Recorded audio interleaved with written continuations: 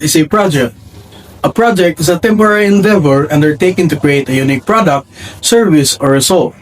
The temporary nature of projects indicate that a project has a definite beginning and end. The outcome of the project may be tangible or intangible. So, why are projects started? Projects are often utilized as means of directly or indirectly achieving objectives within an organization's strategic plan.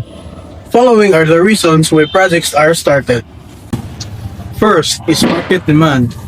For example, a car company authorizing a project to build more fuel-efficient cars in response to gasoline shortages. Second is strategic opportunity or business need.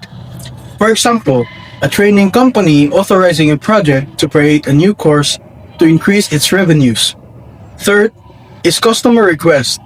For example, an electric utility authorizing a project to build a new substation to serve a new industrial park. Fourth, technological advance. For example, an electronics firm authorizing a new project to develop a faster, cheaper, and smaller laptop. And the last one is legal requirement. For example, a chemical manufacturer authorizing a project to establish guidelines for proper handling of a new toxic material. So why do projects end? The end is reached when a project objectives are achieved. When a project objectives will not or cannot be met. When the need for project is no longer needed or exists. When a client wishes to terminate the project. What is a project management? Project management is defined as the application of knowledge, skills, tools, and techniques to project activities to achieve specific goals and meet specific success criteria. All must be expertly managed to deliver on time and on budget results. Project management processes fall into 5 groups. They are initiating, planning, executing, monitoring, and controlling, and closing. Triple constraints. Some project managers focus on scope, time, and cost constraints. These limitations are sometimes referred to as the triple constraint. To create a successful project, project managers must balance these 3 often competing goals. However, some project managers focus on quadruple constraint, which adds to quality as a 4th constraint. They are explained below. The first one is scope.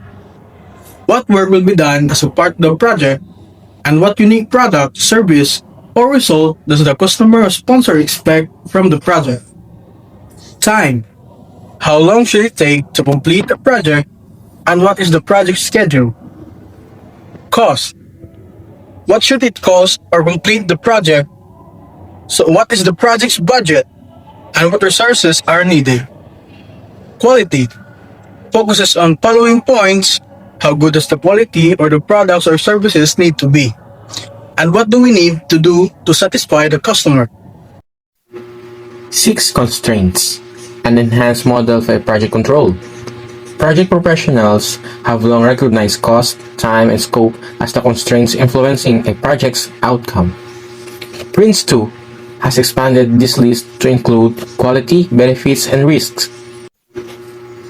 The triple constraints goals have a specific target at the beginning of the project. The other 3 constraints, quality, risk, and resources, affect the ability to meet scope, time, and cost goals. All projects, by definition, involve risk and resources. However, the customer defines the quality. There are 3 core components of project success. They are people, processes, and technology. People. Skills are basically the soft skills of managing projects. These skills let you engage humans with each other in a cooperative process of managing the project. Processes. Method for managing a project ranging from formal to informal. A defined method involves steps or operations. Technology. The tools of project management, scheduling, cost, risk, reporting, or graphics. Generally, it is any software or gadget used to manage the project. So, when an improved process, competent workforce, and appropriate technology are combined, the project will succeed with reduced risk, higher productivity, and better quality operations. These are organizational functions performing the ongoing execution of activities that produce the same product or provide a repetitive service involves work that is continuous without an ending date, and you often repeat the same processes and produce the same results. Some good example of operations are productions, manufacturing, and accounting. Link between operations and project. On completion of a project, the end product or result may get turned over the organization's operation area, such as ongoing care and maintenance. For example, your company implements a new human resource software package that tracks employee time, expense reports, and benefits. Defining the requirements and implementing the software is a project, while ongoing maintenance of the software, adding or uploading its contents are called operations. Projects versus operations. Operations are done to achieve regular business goals, whereas projects are executed to start new business objectives. A project is a temporary and has a definite beginning and a definite end. For example, construction of residential building is a project whose possession date has been announced by the building contractor. On the other hand, operations are going tasks that produce repetitive products, service, or results. For example, maintenance of the residential building. The table below shows a comparison between projects and operations, explaining the differences and similarities between them. A project is a temporary, while operations are ongoing. A project has a unique purpose, and every project should have a well-defined objective, while operations are repetitive.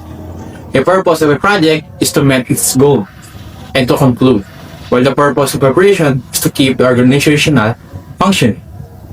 A project includes specific objects are attained, but operations adopt a similar set of objectives and the work continues.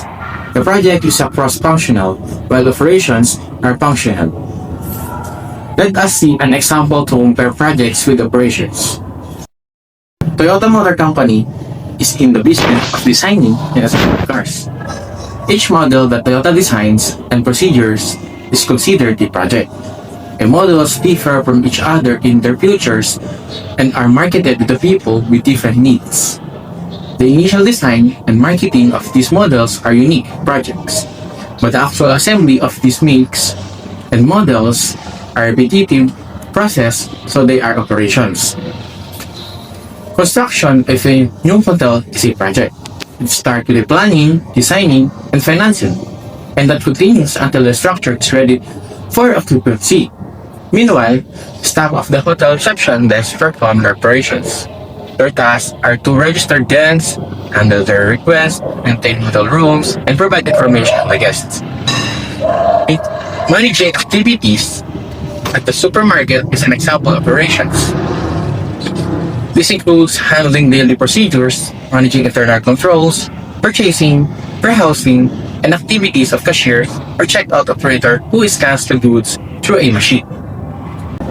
A wedding is one of the most important ceremonies in our lives. It is a project of life that encourages people to invest a huge amount and accomplish their dreams. Marriage at the British royal family is an example of such a project. Most of the arrangement for the marriage will remain a secret, but there was clearly some effective project management employed. Apollo 11 was the first manned mission to land on the moon, and it's one of the biggest examples of a successful project. Day-to-day management of any restaurant requires a tremendous amount of organizational skills. Restaurant operations involve many different aspects, including public relations, inventory, managing staff, and customer service.